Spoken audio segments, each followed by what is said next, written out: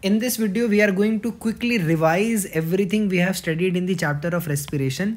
और क्योंकि ये पार्ट ऑफ द लेक्चर्स नहीं है, इस वीडियो की नंबरिंग के आगे कोई भी नंबर नहीं लगा होगा। ये एक सेपरेट क्रिटिकल वीडियो है रेस्पिरेशन की अंडरस्टैंडिंग को एक बार फाइनल टच देने के लिए। एनसीईआरटी आपसे यहाँ से क्या बात करती है कि रेस्पिरेशन इन प्लांट्स के अंदर आपने क्या देखा कि इसने पहले आपको इस पैराग्राफ्स के अंदर जो है फूड की अहमियत समझाई और आपको ये बोला हम लोग खाना खाते हैं एनर्जी के लिए। तो आपको ये चीज़ समझ में आए रेस्पिरेशन हमने किस लिए करना है, फूड से एनर्जी निकालने के लिए। फिर इसने आपसे काफ़ी सारी बातें करी, वो हम लोग के लिए अभी इर्रेलेवेंट है। अभी हम लोग सीधा पहुंचते हैं क्या कि अब हमें रेस्पिरेशन के प्रोसेस से क्या करना है, एनर्जी रिलीज़ करवानी है जो कि हमारे फूड प्रोडक्ट्स के अंदर स्टोर्ड है। अब हमने कंसिडर किया क्या, सिर्फ और सिर्फ कार्बोहाइड्रेट को। कार्बोहाइड्रेट के अंदर भी हमने ग्लूकोज को पकड़ा। ग्लूकोज जो है हमारा मोनोसैकेराइड है। अब इस ग्लूकोज को पकड़ करके हम लोग बात कर रहे हैं ग्लाइकोलिसिस की। ग्लाइकोलिसिस के अंदर हमने क्या देखा कि ग्लूकोज का क्या हुआ, ग्लूकोज को हमने 10 स्टेप के अंदर कैटाबोलाइज किया। कैटाबोलाइज किया ग्लूकोज को 10 स्टेप्स के अंदर हमने कैटाबोलाइज किया और हमें अल्टीमेटली क्या मिल गया, पायरुविक एसिड मिल गया। और क्या क्या मिला, 2 पायरुविक एसिड मिले हमें, 2 NADH मिले और 2 नेट हमें मिले ATP। ये हमारा था ग्लाइकोलिसिस की कहानी। अब हमारे पास फिर 3 रास्ते आए। हम लोग जो है पायरुविक एसिड को 3 मेजर रास्तों में लेकर के जा सकते थे। पायरुविक एसिड जो है हमारा कैसे कैसे जा सकता था, पहला एरोबिक रेस्पिरेशन के अंडर को हो सकता था और 2 रास्ते थे इसके पास फर्मेंटेशन के। फर्मेंटेशन का एक रास्ता क्या है, एथेनॉलिक फर्मेंटेशन, और दूसरा है हमारा लैक्टिक एसिड की फर्मेंटेशन। एथेनॉलिक फर्मेंटेशन, अब आप पायरुवेट जो है हमारा 3 कार्बन कंपाउंड, एथेनॉल हमारा 2 कार्बन कंपाउंड। तो क्योंकि इसके अंदर पहला जो है हमें डिहाइड्रोजनेशन का स्टेप देखने को मिला, वो उसके लिए हमने एक एंजाइम रखा। दूसरा एंजाइम हमने किस लिए रखा, इसकी डीकार्बोक्सिलेशन करने के लिए। लेकिन ये लैक्टिक एसिड हमारा 3 कार्बन कंपाउंड था, तो इसके अंदर हमें सिर्फ एक एंजाइम देखने को मिला। इस वाले केस में हमें 2 एंजाइम्स देखने को मिले। फिर हमने बात करी पायरुविक एसिड की, तो हम लोग इसको एरोबिक रेस्पिरेशन में भी ले सकते थे। एरोबिक रेस्पिरेशन के अंदर क्या था, हमें इसको लेके जाना था पहले माइटोकॉन्ड्रिया में। माइटोकॉन्ड्रिया में 2 जगहें हैं, पहली है मैट्रिक्स और दूसरी है हमारी इनर मेम्ब्रेन। इनर मेम्ब्रेन के अंदर जो काम हो रहा है वो है ETS, जिसको जुड़ा हुआ है इलेक्ट्रॉन ट्रांसपोर्ट सिस्टम, जिससे जुड़ा हुआ है हमारा ATP सिंथेसिस।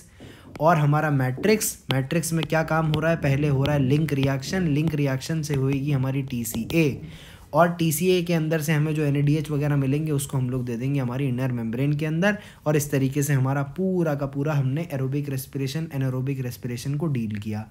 एनारोबिक रेस्पिरेशन के अंदर ये जो 2 कहानियाँ थी हमारी एथेनॉलिक फर्मेंटेशन की और लैक्टिक एसिड फर्मेंटेशन की, इसके अंदर NCERT ने डाटा आपको दिया। वो डाटा आपके लिए बहुत इंपॉर्टेंट है कि लेस दैन 7% था, कि भैया इसमें से लेस दैन 7% एनर्जी से ज़्यादा रिलीज़ नहीं होती है।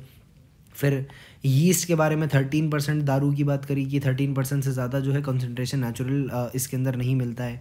फिर ये रीज़न समझना बहुत इंपॉर्टेंट था कि हम लोग इसकी तरफ जा ही क्यों रहे थे, बिकॉज हमें रिकवर करना है हमारा NAD रिकवर नहीं किया तो हमारी ग्लाइकोलिसिस रुक जाएगी। फिर हमने बात करी थी एरोबिक रेस्पिरेशन की, जिसके अंदर 2 फेजेस थे। पहला फेज़ लिंक रिएक्शन वाला और TCA वाला, जो कि हमारे मैट्रिक्स के अंदर हो रहा है, NCERT ने आपको यहाँ बताया।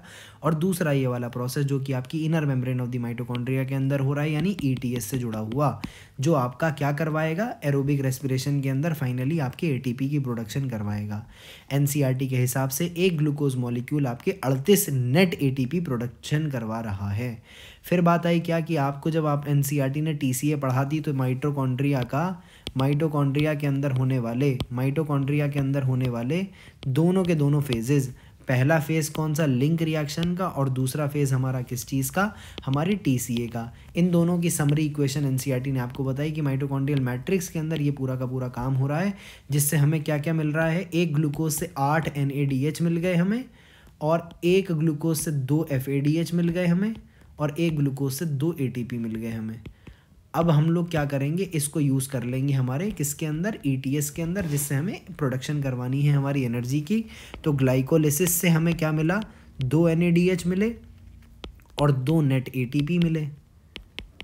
और हम लोग अगर माइटोकॉन्ड्रियल मैट्रिक्स की बात कर रहे हैं, यहाँ पर हमें 8 NADH मिल गए हैं और एक FADH2 मिल गया है, 2 FADH2 मिल गए हैं सॉरी, और 2 ATP मिल गए हमें। ये टोटल था। तो 2 और 2 4 ATP ये रखे हुए हैं, 2 NADH और 8 NADH यानी 10 NADH। एक NADH 3 ATP देता है तो 10 देंगे 30, और 2 FADH2 है हमारे पास, एक FADH2 2 ATP देता है तो 2 दूना 4 ATP हमें इनसे मिले, यानी टोटल 38 का गेन हुआ हमारा। ये चीज़ हमने पूरी पढ़ी। फिर हमने ETS वगैरह की भी डिटेल्स ली थी। दिस वाज ऑल अबाउट पूरा का पूरा रेस्पिरेशन। इसको पूरा कंसाइज करके समझ के पढ़ना बहुत ज़रूरी है। ये चैप्टर बहुत इंटरेस्टिंग है लेकिन consider to be difficult chapter है। इसके अंदर डाटा का भी NCERT ने थोड़ा तब्दीली करी है, नई NCERT में बदल दिया। टेक्स्ट के अंदर 4H+ से हमारे एक वो मिलता है, लेकिन इसने इसके डायग्राम में इस चीज़ को नहीं बदला। तो this was all about the quick revision and summary of the respiration. I hope आपको पूरा का पूरा रेस्पिरेशन समझ में आया हो।